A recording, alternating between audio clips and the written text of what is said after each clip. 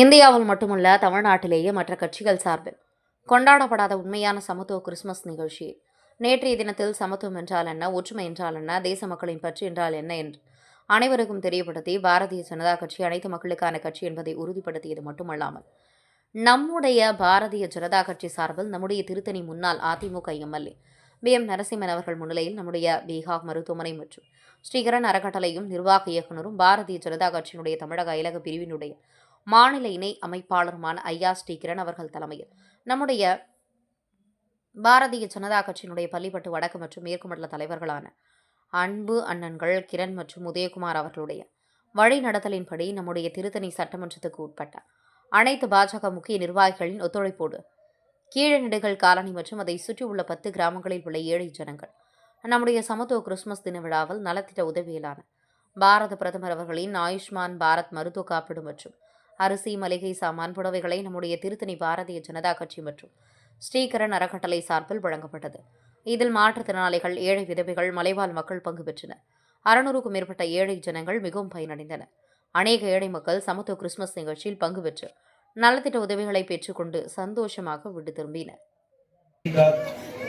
மருத்துவ மூலம் சிறந்த முறையிலே ஏழை எளியவர்களுக்கு உதவிகளை ஆற்றி வருகிறார்கள் என்பதை எண்ணுகிற பொழுது நான் மேலும் டாக்டர் ஸ்ரீகிரண் அவர்களை மனதார பாராட்டவும் வாழ்த்தவும் கடமைப்பட்டிருக்கின்றேன்.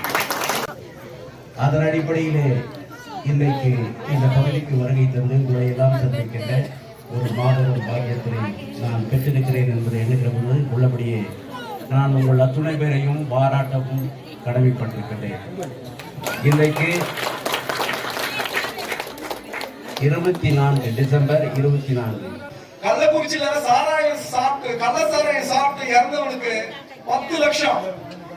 கரூர் கூட்ட நெரிசல்ல தாவேகா கட்சி நடத்திய மீட்டிங்ல கூட்ட நெரிசல்ல இறந்தவனுக்கு 10 லட்சம்.